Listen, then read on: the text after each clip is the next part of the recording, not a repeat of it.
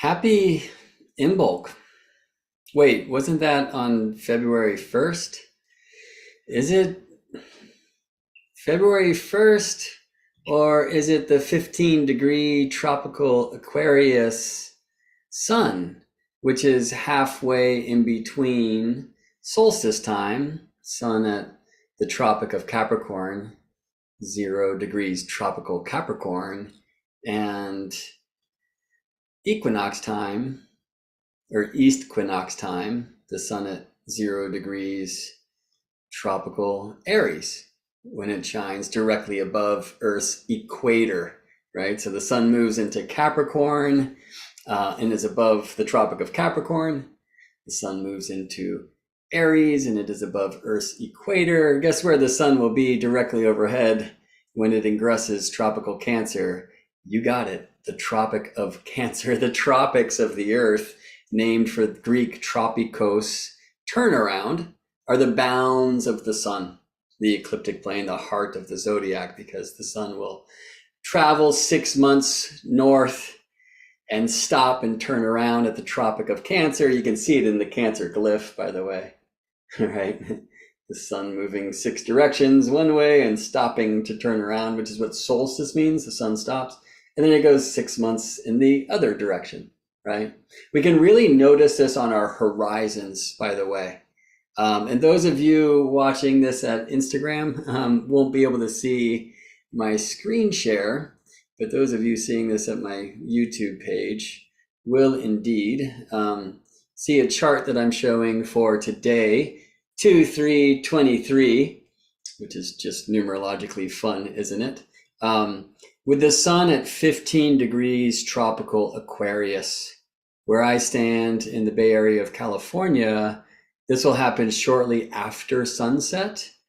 6:43 p.m. is sun moving to 15 degrees tropical Aquarius. So if the clouds will open up a bit, and I sure hope they will, I'm excited to see where on my horizons this sun sets. Because one of the ways that we can track this north-south motion of the sun during the course of the year between the two solstice points, sun stops, or the tropicos, turnaround points, is watching the sun rising on the eastern horizon or setting on the western horizon. I'm very blessed at this time in my life to live in a house where, clouds allowing, and today does not look so great, but clouds allowing, we can see sunset every day of the year. When the sun's in Cancer, I need to go into another room over here, and that's true. It's the sun in Taurus, Gemini, Cancer, and Leo, like in that zone where the sun both rises well north of east and sets well north of west. So if you're watching on my YouTube page right now, you will see an image on the screen that's actually showing the 0 degrees tropical Cancer, in other words, summer solstice here in the Northern Hemisphere, sunset. So we have these kind of eucalyptus trees on the horizon. I call them the solstice goalposts because the sun sets right there. And at that time, the sun stops in its northerly motion, turns around, and heads 6 months south.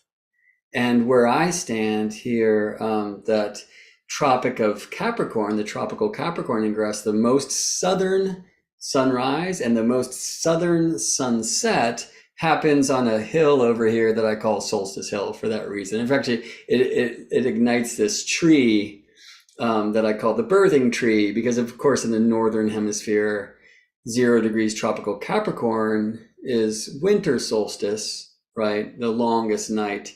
And after that time's the rebirth of the light. Sing a Christmas tune. So when we look at solstices and equinoxes, we can experience them by watching the sun dance kind of side to side between the tropicos, between the turnaround points, the tropics of Cancer, the northern extreme, and Capricorn, the southern extreme. We can experience that on our horizon. Another way we can experience it is watching the sun climb to its midday height at summer solstice time, the highest sun, right? And therefore, by the way, if you have your courage to turn your back to the light, the shortest midday shadow of the year, in fact, the shortest shadow of the year, unless you live in the tropics where the sun can go directly overhead, and I think that's a tale for another time, okay? So one of the ways that we can tell where the sun is in the signs of the zodiac, which we used to call houses. We used to call houses places. We used to call the signs houses. So when you hear ancient terms like, oh, Venus is the domicile lord of Taurus, right? We say that Taurus is Venus's house. And literally, if you're watching the sun dance on your horizons, there's a house. Like Taurus has a house. It has this area of space in the western horizon that the sun will set in Taurus time. Now, importantly, that same space where the sun's setting in Taurus, on its way Taurus Gemini to the solstice extreme, 0 degrees Cancer, it's the same zone of the horizons where the sun will set in Leo, right? Because Taurus Gemini brings me to the extreme, Cancer Leo brings me back. This is called Antitia today, or Antiskia. These signs that kind of express in similar ways. They have similar homes on the horizons like this, right? So like Gemini on the way to the solstice extreme in Cancer, they share that same space on the horizons, Taurus and Leo. Aries and Virgo, Pisces and Libra. And as you watch, I mean, it's one thing to learn these things academically, intellectually, right? But as you watch this on the horizons during the course of the year, you start really embodying it, okay? And so in another way we could see this is watching the midday sun. So that's the sun at the MC, not 12 o'clock noon, not clock time, natural time. So the sun every day when it reaches its highest height, which is always due south where I stand, anywhere north of Earth's Tropic of Cancer, the midheaven is due south. So the sun's south at midday, okay?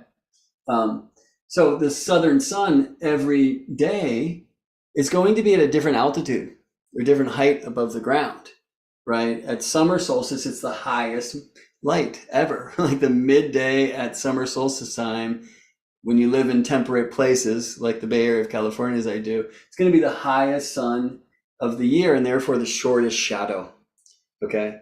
But the midday sun, so the height of the light by day, at winter solstice time, right, so the lowest midday sun casts the longest midday shadow. And so you can actually work with the shadow length on a meridian on a north-south line, as many do. This is called a meridian calendar, to also track where you are in the solar year or the tropical year, and therefore also track where the sun is in the tropical signs. Now, this is also a tricky thing. Because while on the horizons, let's look there. And, first of all, you would need a perfectly flat horizon to experience this. But the sun rises due east and sets due west 2 days each year. What are those days called? You got it. Equinox time, or as I like to call them, east equinox and west equinox, okay? 0 Aries and 0 Libra, respectively. Because those points are 0 Aries due east of the Earth center and 0 Libra due west of the Earth center. So on those days, the sun will rise due east and set due west, right? And that due west set, like as I'm looking at the western horizon, like for those of you who are watching this at my YouTube, this image on your screen, right, where you can see a 0 Cancer sunset, the summer solstice sunset, and you can see on the left side of your screen where I've indicated Solstice Hill with this Capricorn glyph. Okay, so from that north to south extreme on the horizons, due west, the equinox sunset is right in between them. Right, so we just take that span and kind of cut it in half, and there's your equinox point between the solstice points. Okay, Well, so we have these kind of 4 stations of the year, which in our day and age, most of us are using as the beginnings of seasons. And in tropical astrology, the cusp of a cardinal sign. Importantly, that's aligned to cardinal directions, okay? The north axis of Earth leans always towards 0 degrees tropical Cancer in space. That place of the ecliptic is the north point. So 0 Cancer is north, 0 Capricorn is south, right? When the southern axis of Earth is leaning towards the sun is directly above the Tropic of Capricorn, the sun's southern extreme, the tropicos, the turnaround. Then it heads 6 months north, you see. People say that the tropical zodiac is not astronomical because the signs don't align to the constellations. They have no idea. If they had their way, you would call this place 23.5 degrees south of Earth's equator the Tropic of Sagittarius. And it's not called that for really good reasons. Anyway, I digress, and we don't need my rants right now, do we? Right. So there are these cardinal direction alignments, hence this term that we use today, the cardinal signs, or the cusps of the cardinal signs. And if we're watching this on the horizons, we have these beginning of the seasons like pretty clearly marked by, let's say, Cancer solstice, the sun at its northern extreme. And I'm looking west as I say this, so that's how my hand's going. I'm not sure if that'll get flipped around one of these video screens, but regardless, the northern extreme, the equinox, so due east rising, due west setting, and then the southern extreme, 0 Capricorn, right? And so these are like well indicated on the horizons. Also, if you're working with a meridian calendar, right? So put a stick in the ground and watch the shadow at midday, which is on the meridian, or stand straight, right? Learn to be the tree and watch your shadow at midday. And you'll see that as the sun's lowest in the midday sky at winter solstice time, it's the longest midday shadow. And then as the sun climbs and climbs and climbs to its highest extreme at summer solstice time, the shadow is getting shorter and shorter and shorter. The shadow will get shorter for 6 months and then longer for 6 months. And my friends, that's the Gemini glyph, which we can also experience in the sky because for 6 months, the midday sun climbs. And then the 6 months from the highest height at summer solstice, the sun will decline between the tropicos, the turnarounds, right?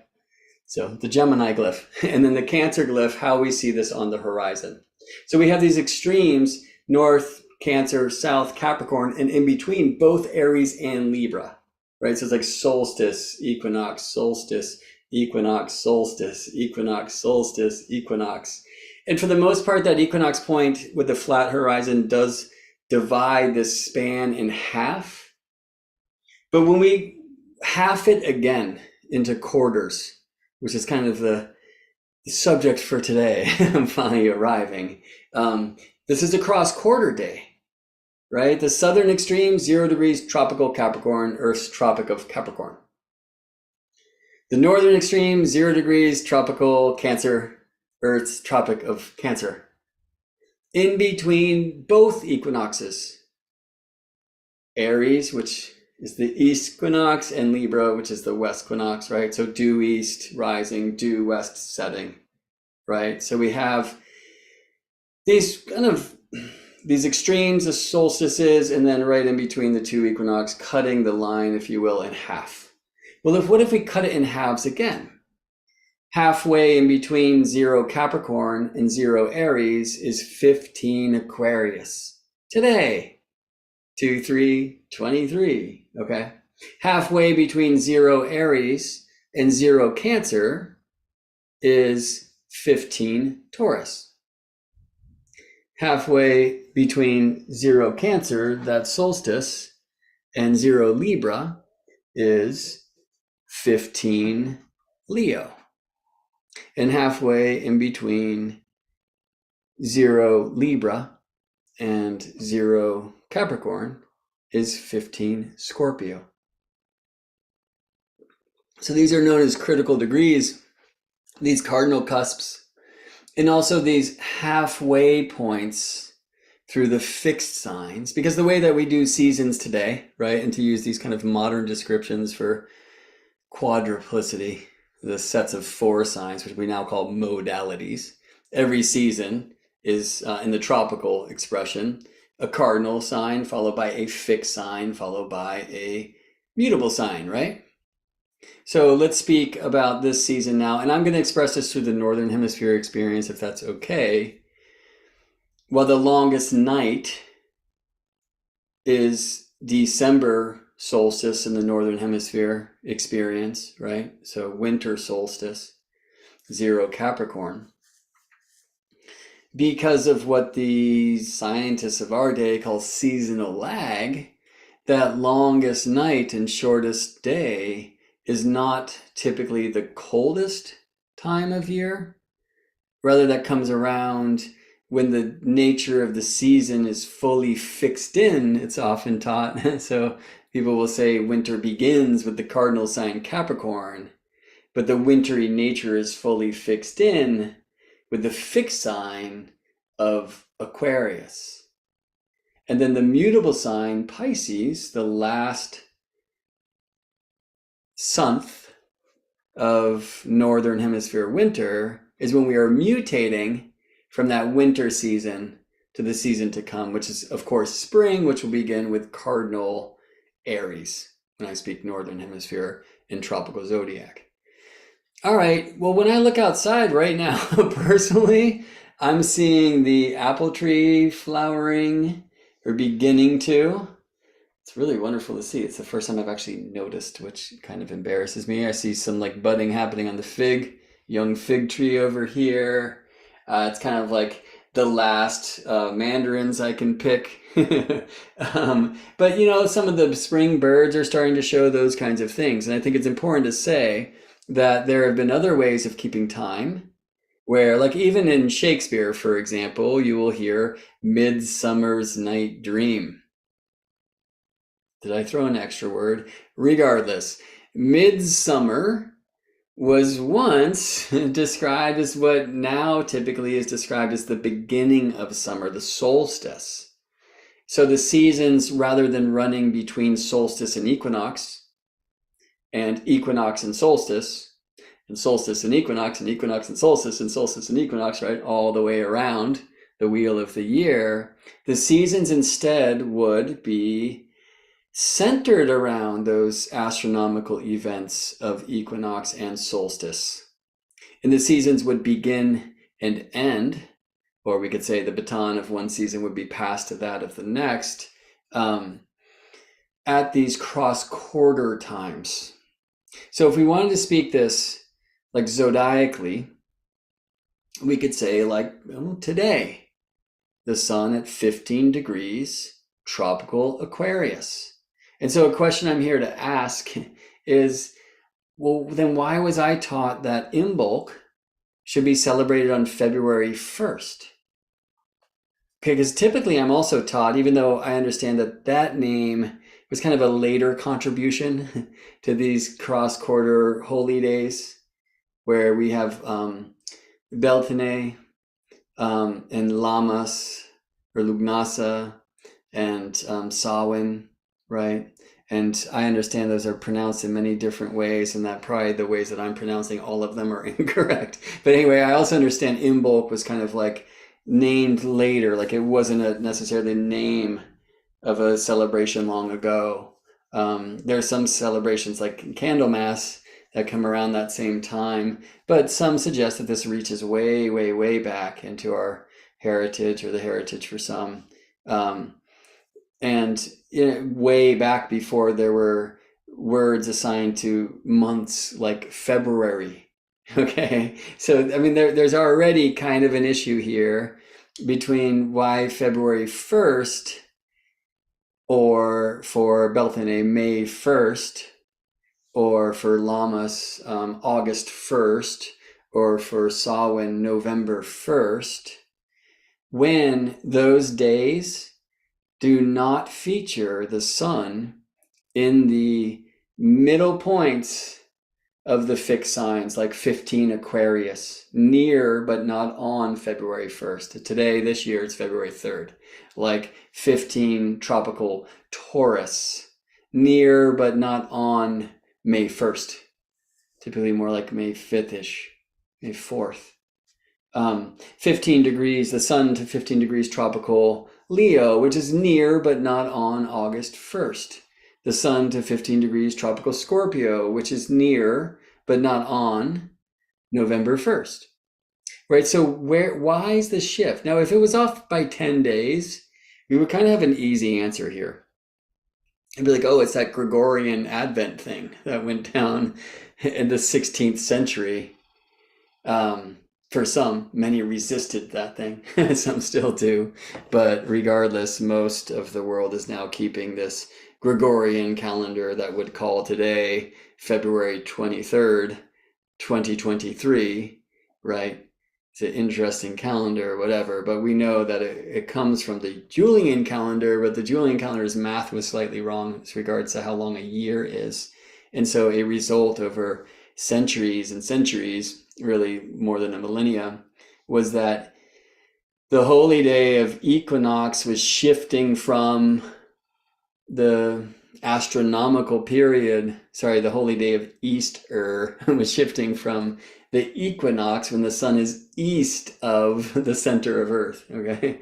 And so that wasn't right. And so what happened, and because they had burned all these astrology books and whatnot and ancient ways of keeping time, because they had chosen there was only one true way, by following the sun, but they didn't know how many days there were in a solar year. All sorts of excuses were made. I've even read one where it was like, oh, Adam just recorded the first Monday wrong. I was like, what are you talking about? So anyway, at the end of the 1500s, the Gregorian Advent came around at the time of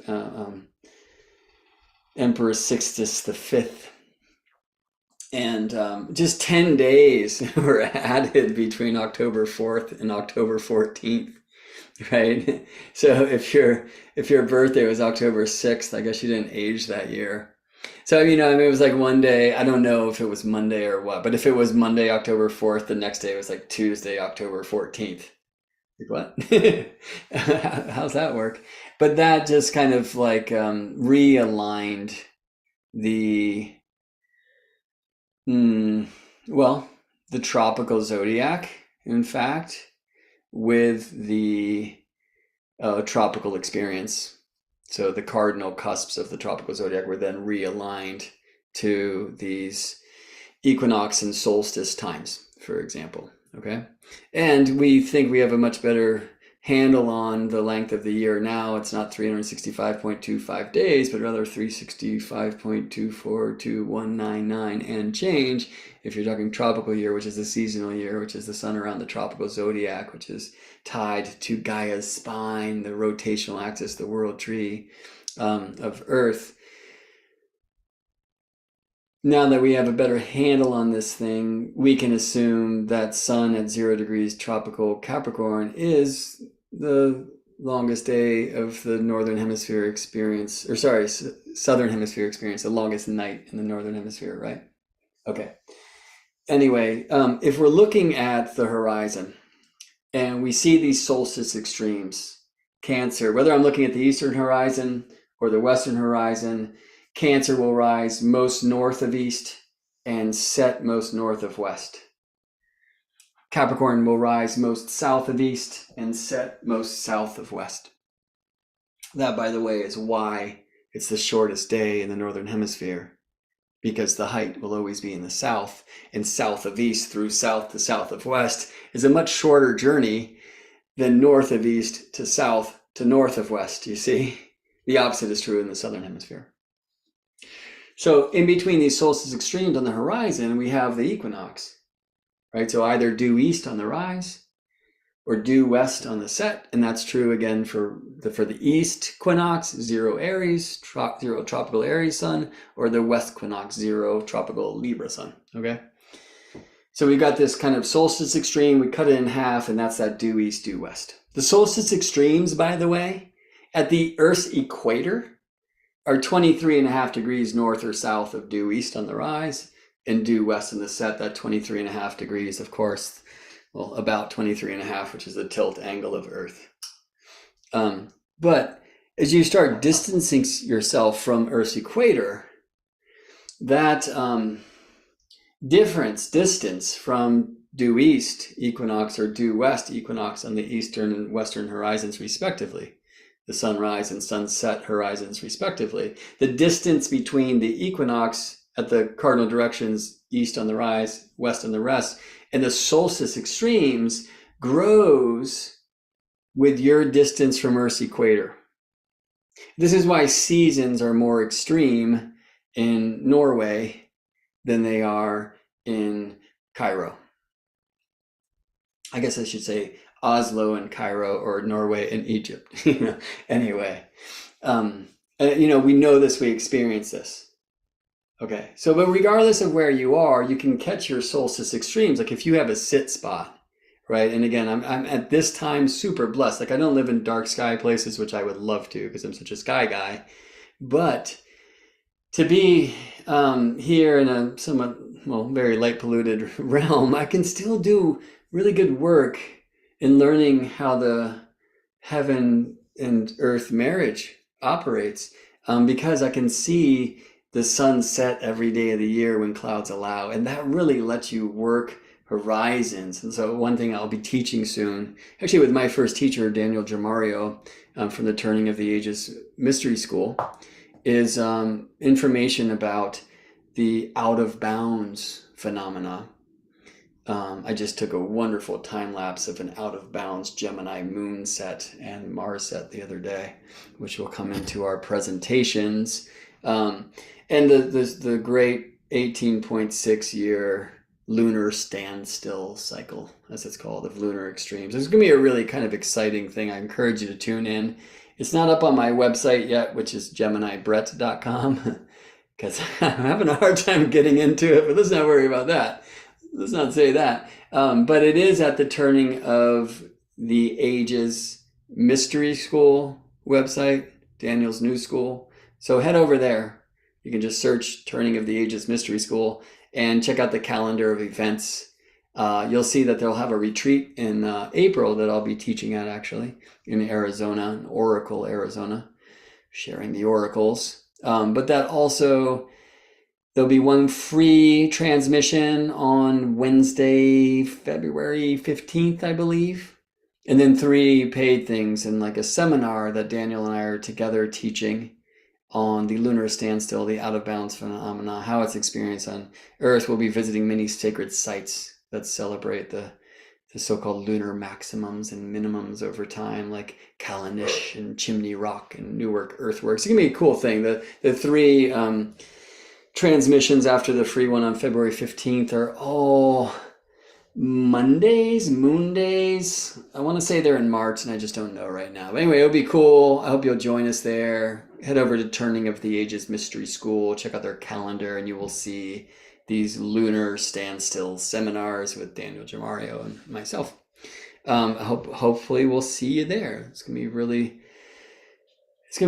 an honor to teach with my first teacher, who showed me a lot of these things in the sky, or at least showed me the truth that we should align to the sky, and then the sky has taught me so much. All right, so one thing it teaches me is that it's really hard to have like a physical experience of these cross-quarter dates. Okay, because like if I'm watching the horizon, as I do, or if I'm watching my midday shadow, let's just talk about horizons. I have that up on the screen if you're watching this live on YouTube right now. While the equinox, yes, is in between the equinox or the solstice extremes, whether you live at the equator or in Timbuktu, the cross quarters are not halfway between the solstice extremes and the equinox points. If they were, that would be super easy to track. Well, I don't know about super easy to track, but I could create a device like a ruler that's as long from some place of, holding it so far from my eyes. I stand and I face due west, and I hold this ruler out, and it's just as long as the solstice extremes, and I could mark the middle point, and there's the equinox, and I could just cut it in half again and mark these quarter points, and then that should be the setting of the 15 Aquarius sun. or the 15 Taurus sun, or the 15 Leo sun, or the 15 Scorpio sun. The 15 Taurus and Leo sun, they set in the same place. That's Antiscia. Antiskia. See, skia is Greek for shadow, because on those 2 days at midday, the sun will cast the same length of shadow. All right. The 15-degree Scorpio and 15-degree Aquarius suns rise in the same place and set in the same place, but they do not set in between 0 Capricorn and 0 Aries. Why? Because this kind of sun dance on the horizons, it's a pendulum, right? I mean, like, consider, like, just be with the grandfather clock, and see that motion, right? At the extremes, it stops. That's what solstice means. The sun stops and it turns around. Again, Greek for turnaround is tropikos. That's what the tropical zodiac is named for. That's what the tropics of Capricorn and Cancer are named for. All right. And of course, so when you're accelerating from stop or 0, right, you're like covering less ground than you are at the time when you're moving at maximum speed, which of course is halfway between the pendulum's extremes, right? Swings, right? So the way this thing's working on the horizon, sunrise and sunset, is it's like stopped at solstice time, or stopped, when it's the moon does this every month between the solstice extremes, or Jupiter every 12 years, right? So at the solstice points, they're just like not moving on the horizon at all, because those are like stopped places. Whereas the equinox points, like Jupiter in Aries right now, right? Day by day, week by week, with Jupiter, it's kind of month by month, and it's tricky because of where the sun is in regards to Jupiter and Jupiter's visibility, and on and on and on, right?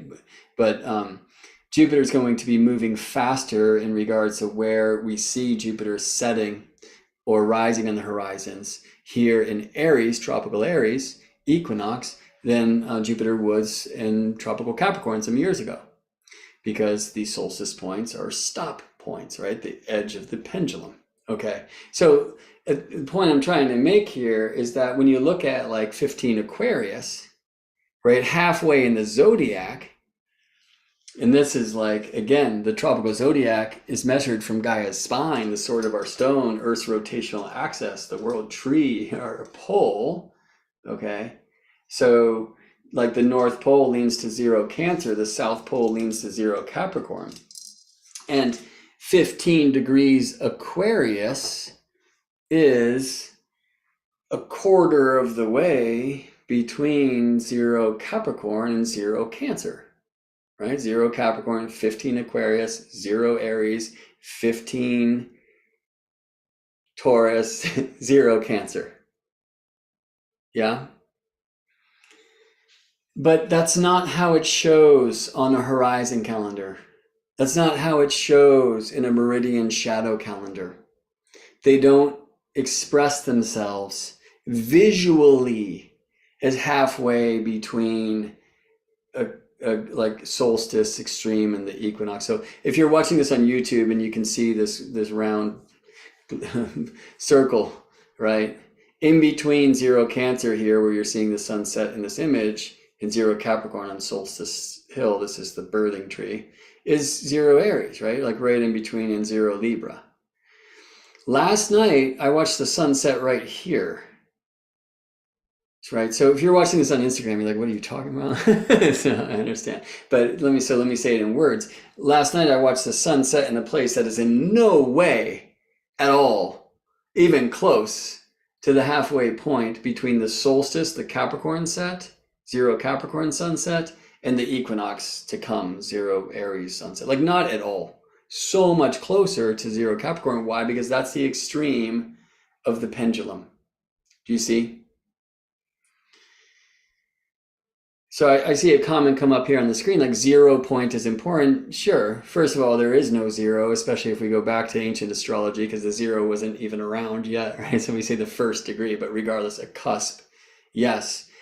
And the last degree of a sign, which is, shared by the first degree of the next sign. These cusps are super key, right? Like if I move from Aquarius to Pisces, as the sun will in about 15 days, we're moving from to use modern terms, air sign to water sign, from a fixed sign to a mutable sign, from Saturn sign to a Jupiter sign, if I use old correspondences, associations. I mean, you're changing polarity, triplicity, quadruplicity. You're like jumping a wall from one country to another, right? And yet, when you hear these terms like critical degrees, for the fixed signs, those aren't the cusps. Those are the middles of the signs, the middles of the seasons, right? And again, there was a time where actually that was the beginning of a season. So that summer, to speak Northern Hemisphere and speak tropical zodiac, instead of starting with summer solstice of the sun's 0 Cancer ingress and running to equinox, the sun's 0 Libra ingress, the summer was actually 15 Taurus to 15 Leo, with 0 Cancer, the solstice, in between. So midsummer's night, right? Midsummer was solstice, middle between the cross quarters of Beltane and Lammas. Now, however, let's say the solstice happens to be on January 21st, to speak like modern Gregorian talk. Is the May 1st Beltane and the August 1st Lammas or Lugnasa, are they equal distances from the solstice, from June 21st? The answer is no. I mean, Siri's currently occupied. This is a pretty easy one to ask Siri. I have more robots here. Hold on a second. Let's find out. Let's ask the robots. I think this will work. I'm not sure.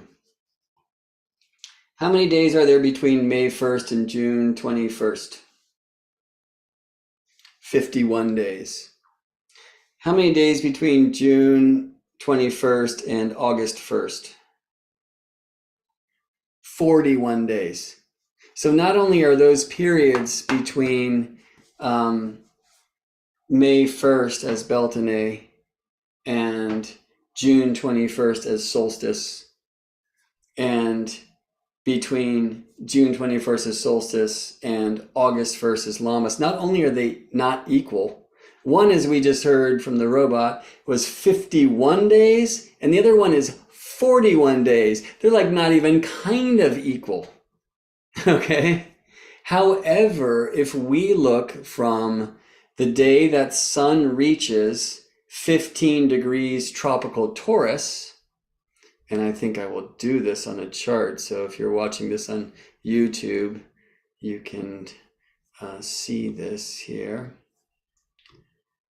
Let me make sure I'm sharing the right part of the screen. All right, we're good. Let's put the sun to 15 Taurus, which is May 5th in 2023, 11:19 a.m. Pacific time. All right, then I'm going to put the sun to 0 degrees tropical Cancer, send us to solstice. And in 2023, that will be June 21st at like 8 a.m. Pacific. All right, so let me just ask, how many days are there between May 5th and June 21st? Okay, the answer is 47 days. Now, how many days between that Cancer ingress, and let me put the sun to 15 Leo.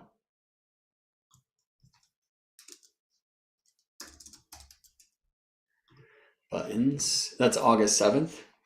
How many days between June 21st and August 7th? And the answer is 47 days, right? So the cross quarter points, right? The astronomical cross quarters, this is celestial longitude, if we want to get extra nerdy with it, between 0 Capricorn well, so let me say it this way. 0 Capricorn has mirrors on either side. This is called Anticia, Antischia, same shadow, at 15 Scorpio on one side and 15 Aquarius on the other side where the sun is today. So, I mean, there's this interesting question of why is February 3rd not Imbolc? Why February 1st? And one of the answers would be like, oh, tradition, this is like a long-standing thing. Well, in this case, I mean, I think it's fair to say that Imbolc's actually kind of a new term. So is February, as far as things go. Right? So celebrating these cross quarters, which are so key, right? Because it's natural for us to, like, as I like to say, cut the quesadilla in half, cut it in half again, you have quarters, cut those in half, then you have eighths, right? If we cut the wheel into eighths, we have the solstices, equinoxes, and these cross quarters in between, which again, in the tropical zodiac means 15 tropical Aquarius, 15 tropical Taurus, 15 tropical Leo, 15 tropical Scorpio, the middle degrees of the fixed signs, the middle degrees of the seasons, the way that we do them today, or the beginning and the ends of the seasons in a kind of an ancient play, which likely dates back before words like February. Okay. But how did we know? Okay, so one way is you count the days. But, let me show you. Here's another fun one. I'm going to put the sun at 15 degrees Scorpio last. Okay, so this was November 7th, right? So again, not November 1st. I mean, maybe that's the most distant, actually, from the celebrated Samhain or All Saints Day, or whatever you want to call it. November 1st, November 7th. Again, if it was 10 days, I'd say, oh, that was just like this Julian Gregorian thing, but it's not, okay? So between November 1st of this kind of celebrated Samhain, although many celebrated for many days around there, and we should, and the sun's ingress or movement to 15 degrees tropical Scorpio, that was November 7th. Okay, well, I'm going to go back to the robot because I'm interested in asking how many days between November 7th, and now I do see the sun move to 15 degrees tropical Scorpio at like 2:45 a.m. Pacific time, so it's not going to be like an exact number of days. I think we should keep that in mind, okay? But I'm going to take the sun from there on November 7th and ask how many days between that time and the sun's Capricorn ingress, which was December 21st. How many days between November 7th, 2022 and December 21st, 2022? And the answer is 44 days. Okay. And by the way, the Capricorn ingress was like 1:48 p.m. So it's more 44 and a half days. 44 and a quarter or something like that. But let me now go from that day, December 21st, 2022, and today, February 3rd, 2023, when the sun is moving to 15 degrees tropical Aquarius, so this astronomical cross quarter. And how many days between those two? How many days between December 21st, 2022 and February 3rd, 2023? 44 days, right? So just as we saw an equality, a reflection in the amount of time between sun at 15 Taurus with the 0 Cancer solstice and 0 Cancer solstice and the sun at 15 Leo, right? We see an equality between 15 Scorpio, 0 Capricorn, 0 Capricorn, 15 Aquarius, okay? Interestingly, did you catch this? From 15 Taurus to 0 Cancer, and from 0 Cancer to 15 Leo, we heard it was 47 days for those periods, all right? Whereas between 15 Scorpio and 0 Capricorn, 44 days. Between 0 Capricorn and 15 Aquarius today, 44 days. What? So let's say this is a season.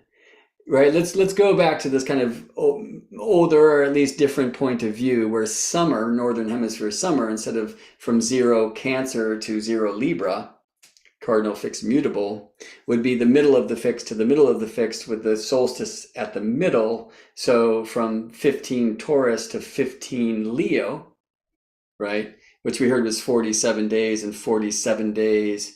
And so somebody help me, 94 days.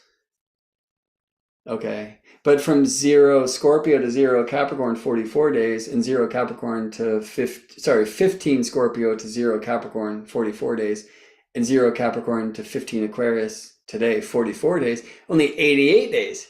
So why is that, northern hemisphere summer, if we do it that way, 6 days longer than the northern hemisphere winter if we do it that way? What's up with that? And the answer is that orbits are not circles, they are ellipses.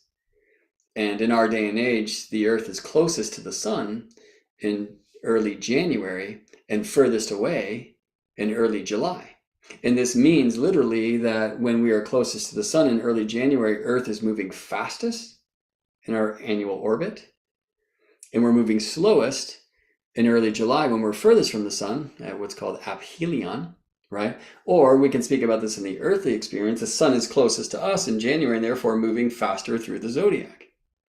The sun is furthest from us in earlier July and therefore moving slowest day by day through the zodiac. And that adds up, interestingly, right? So these 15 degrees of the fixed signs of the tropical zodiac, just between either solstice and equinox, or between equinox and solstice, are these astronomical cross quarters. I take the circle of the zodiac, right? I put a line through the equinoxes and a cross line through the solstices, and I divide that in half again, and I get these 15-degree points of the fixed signs, right? And yet, they don't align with May 1st, August 1st, November 1st, or February 1st. And interestingly, it's this one, the Imbolc one, which is closest, right? Because today, February 3rd, 2023, February 23rd, 2023, and, February 3rd, 2023, 2/3/23 is closest to February 1st, right? That's like a less of a difference than May 1st and May 5th, as we saw. Or I think at the extreme, November 1st, saw one, and November 7th, sun at 15 degrees tropical Scorpio, at least last year. That will change by a day in some places with leap year consideration. So which one is real? And is there something in this? Because dig how these differences were like 2, 3, 5, 6 days? Is there something in this that's similar to Christmas on December 25th, displaced from the actual solstice of December 21st? I mean, there's some interesting reasons to wait a few days to celebrate the rebirth of the sun, because at solstice the sun does stop, right? It's like takes a few days, and that pendulum swing of the sun on the horizons, for example, to notice that the sun is actually moving north again, and this means that days will grow longer. I mean, look at like the length of daylight on December 21st versus 22nd, and you're going to not see much difference, okay? You'll see a lot more difference around the equinox, so look at like March 19th versus 20th, for example. So I want to read this comment that just came in. Part of the issue is Roman Catholic Church persecuted pagans and moved the holidays. Yeah. And I mean, although I will also say it seems to be less the case than we might think. And I mean, I'm not trying to like throw shade here at all, but that also is kind of like low hanging fruit. Also like the weirdness of the Gregorian calendar, which is a solar calendar and, not aligned to like months and whatnot. It's another thing that we can go to for sure. Um, and yeah, I mean, just oh God, frankly, the genocides, right? And these like assimilations and whatnot throughout time, like this is definitely a part of it. But as I looked at this, like, mm, it seems odd. I mean, if we needed all of our ceremonies to be on the first of a month, then why isn't, like since the Roman Catholic takeover or something, then why would, Easter not be on the first? Why would Christmas not be on the first, right? Christmas less of a deal back in the day than Easter was. And the way that we do Easter today, or, some do Easter today, which I think is so intriguing because it celebrates both like the planetary days of the year, it's sun worship, so it's got to be on a Sunday. And yet it's the first Sunday after full moon, so it aligns also to Earth, Moon, and Sun after equinox, or sun's zero Aries, tropical Aries ingress, right? So you get the Earth Sun equinox, you get the Earth Moon Sun full moon, and then you get the magical days of the week, Sunday. Like it's pretty intriguing, but it's not on the first, right? It really never has been. So I think that's one like interesting piece of data or article of information to challenge the idea that like, well, the whole difference between February 1st, Lammas, and February 3rd, when the sun actually reaches 15 degrees tropical Aquarius, like that this difference or this distinction is because of the church. Might be, it totally might be, and I'm not trying to say like terrors did not result from these so-called crusades. But I wonder if that's the reason. And again, like for me, so much of my journey is to try to earth astrologize the thing. I mean, my school is called the School of Earth Astrology for this reason. Like, how do we experience this in an embodied way, right? So the sun at 15 degrees Aquarius, where does that set on the horizon? And the answer is it's not a quarter of the way between the zero Capricorn sunset and the zero Aries sunset. Yeah, here's another way I can show that. So if you're watching this on YouTube, you'll see me bring up an astro map. Although, hold on, I want to show only the sun on the chart. So then when I show the map, and I will show only the midheaven line, you are going to see at the time this year of 2023, if you're into the whole Gregorian trip, man. February 3rd, 2023, local time 6:42:34 p.m. the sun moves to 15 degrees tropical Aquarius. Okay, so that's cross quarter astronomically, at least in celestial longitude, which is zodiac degree, between 0 degrees of the cardinal cusp, 0 Capricorn, and 0 degrees of the next cardinal cusp, 0 tropical Aries, or in other words, between solstice and equinox, 15 degrees tropical Aquarius, this cross quarter. You're going to find when I show this on the map that the sun at the time, because it has a declination of 16 1/3 degrees south, or 16 degrees and 20 arc minutes south, that means that the sun at the time is literally 16 degrees and 20 arc minutes south of the celestial equator, or of Earth's equator. Okay, so when you see this on an astro map, there's a zenith circle showing me that the sun at that time, at this time of the sun's 15 degrees tropical Aquarius ingress in 2023, today, will be above northern Australia. 16 degrees and 20 arc minutes south of Earth's equator. Okay, well, is that halfway between the equator and the tropic? No, right? The tropic is about 23.5 degrees south, half of I'm going to call that 24 for so my head doesn't blow up. If that was 24 degrees, halfway is 12. And 16 and a third is a whole lot more than 12. It's actually a little less than 12, right? Half of 23 and a half would be like 11 and 3/4, right? And 16 and a third is a lot more than that. So another way we can see, thanks to our computer worlds and astrocartography maps, that this cross quarter, this astronomical cross quarter in longitude, 15 degrees tropical Aquarius being halfway between equinox and solstice, it's not like expressed in the earthly experience as some halfway point, unless frankly we count the days.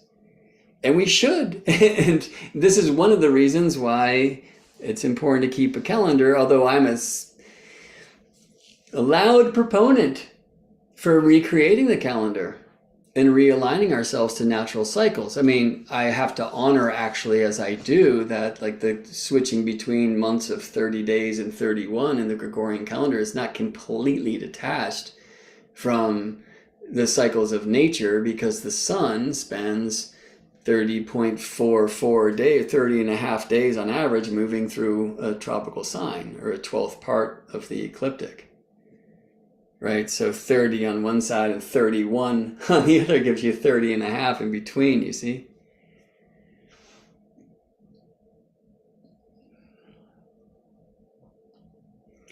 But the solar months, which I call sunths, have nothing to do with moon, which we should imagine that the word month comes from. So anyway, I'm a big proponent for realigning ourselves to natural time, and we have to do silver time, like moon phase time, and golden time, seasonal time, and it's a tricky and a beautiful thing. To quote my friend David J., it's as simple as a flower, and that's a complicated thing. The way that we do leap years, there's a more organic approach, I feel. There's so much to say here, okay? But one great question is like, how do we keep the days? Like, how would we even know through the earthly experience if we didn't have, so-called smartphones to tell me today is February 3rd, and I can cast a chart and see 15 degrees tropical Aquarius, or a couple of days ago it was February 1st, and well, that just means Imbolc, right? Like, if I want to detach myself from the church is like perhaps twisting of that ancient holy day and placing it at the first of a calendar month. First of all, I'd wonder how long has that been true. We'd have to find out how it was celebrated in times before that corruption. And I would love to know. If anyone has any information on that, please let me know. I've been looking for a long time and can't find it. What I've also been tripping on is, well, how do I experience this astronomically? And frankly, it's very difficult. So I've got to count days, but how long of counting days would it take you? Of like counting days and also comparing, working with like the sunsets on the horizons or the length of the midday shadow, for example, like how long would it take you to get to the truth that the seasons of the year have different amounts of times? Okay, have you played with this one, right? Like if we do 7-day weeks, as most of us do, some would say that comes from the phases of the moon, some from the 7 visible wandering lights in our sky, right? Of which gives these days their names, like Saturday, Saturn's Day, Sunday, and Moon Day, Monday, right? Other languages make it a little bit easier to hear Mars and Martes and Mercury and Miércoles, for example. How long would it take you in counting days to learn that seasons are different amounts of time? So if we do these 7-day weeks, we've got 52 weeks in a year. Okay, and I want to say not exactly, and I'm interested in just looking at that math. 52 times 7 equals 364, right? So you're short of a year. But either way, you can look at like a deck of cards with its 4 suits and 52 cards, 13 of each suit, as each season has 13 weeks. Okay, well, let's multiply 13 times 7, and we get 91 days. So that's the average amount of time in a season or in a quarter of a year.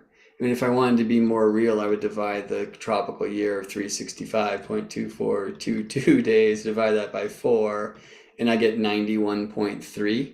You know, the pyramid of Kukulkan, which some call El Castillo at Chichen Itza in Mexico, in Yucatan, is the solar calendar in all these amazing ways, including perhaps you've seen, and I got to see for the first time with my eyes last year, the equinox snake that slithers down the pyramid of Kukulkan, who is the feathered serpent, into the stone serpent's head at the base of the pyramid's ramp. It's an amazing effect where the pyramid is aligned in such a way and constructed in such a way that the shadow of one of its staircases is cast onto the ramp of a staircase on the next side, so that the staircase shadow looks like an undulating snake over time. It's an amazing thing. And in our day and age, during that event, at least at the east equinox, because it happens at west equinox too, the sun is with the Pleiades, which in some of the Mayan traditions was known as the rattle. So you actually get the rattle of the serpent up there, the shadow of the serpent snaking down. Now, this pyramid, the pyramid of Kukulkan at Chichen Itza, has these other amazing alignments, which is that the 2 days each year when the sun passes directly overhead, which can only happen in tropical locations like at Chichen Itza in Mexico, the 2 days each year when the sun passes directly overhead, it's aligned, the pyramid is aligned to the sunrise and the sunset of those 2 days, which is an intriguing thing. But another beautiful thing is this pyramid, which is actually built above an older pyramid, and that most believe above like a cenote. The pyramid as it currently stands and has for 1,000+ years has 4 sides. Each side has a staircase. Each staircase has 91 steps. And then you have the top step, right? So 91 for the 4 seasons, because each season has 91 days, making 364 days. And then you have your top step for the 365th day, for an annual calendar that was employed back in the day there and still is the Hab, 365 day, the seasonal calendar. All right, well, the issue is if we actually wanted to do the amount of days between solstice and equinox and solstice, let me say it this way: Capricorn solstice, Aries equinox, Cancer solstice, Libra equinox, Capricorn solstice, we're going to find that those are not each 91 days. Or as we played with time earlier, and we looked at the time between 15 Sun ingress 15 tropical Taurus through the midsummer to solstice to 15 tropical Leo, that was a period of 94 days, so 3 more than 91. Whereas the period between Sun ingress 15 tropical Scorpio and 15 tropical Aquarius today was a period of 88 days, 3 less than 91, right? And again, that's because in January, the sun is closest to Earth and therefore moving fastest through our zodiac, where in July, the sun is furthest away. That changes over great periods of time, which is not the precessional cycle, by the way. It's the cycle of nutation. All right, well, so too much information. That's how we roll around here. But hopefully you've enjoyed this journey. And if you came in late, this will be available for you to rewind and start it from the beginning and all that. If you'd like to give something back for what you received here today, sign up for one of my classes or book a session at GeminiBrett.com, where you also find a tip jar or donate button there. But most importantly, your presence is the greatest present. Thanks for spending some time with me today to talk about time. I'm very interested in celebrating these cross-quarter dates. I'm very interested more and more in understanding more about how this wheel of the year, this dividing the circle into 8 with 8 spokes, if you will, how it's been celebrated, how it can be celebrated, what we can do, but when it should be celebrated, the equinoxes and solstices are quite clear.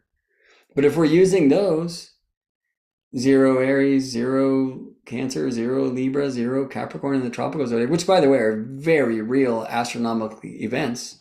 February 1st is not an astronomical event. February 1st in which calendar? February 1st where? So we say Gregorian calendar, like your calendar in New York became February 1st before mine did, Jack. And if you live in Paris, France, like you were happening 10 hours before I was, or whatever that might be. It's not an astronomical moment. It's not an Earth-Sun moment. An equinox is, a solstice is, sun to 15 degrees tropical Aquarius is. So while that, where I stand, is 6:42:34 p.m. in Paris, France, right? The way that we say time these days, which is not that natural itself. But in Paris, France, the sun, same moment, 15 degrees tropical Aquarius, or what would that be? 245 degrees celestial longitude. No, 315 degrees celestial longitude. 3:42:34 a.m. clock time on February 4th, right? So I'm not going to say, hey, do this on February 3rd or do this on February 4th. We'll say do this when the sun moves to 15 degrees tropical Aquarius. Like that is an expression of a global moment. But speaking of the globe, the experience seasonally in Paris, France is very different than it is in Melbourne, Australia.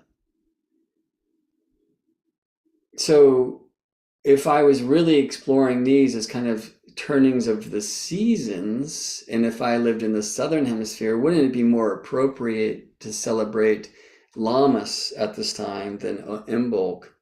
And that's a whole nother question, which brings us to a wonderful riddle in regards to what is the tropical zodiac. And just a quick answer to end this flow is, my friends, it is not a seasonal thing. It is, but it's founded upon the same thing that the seasons are founded upon, my friends.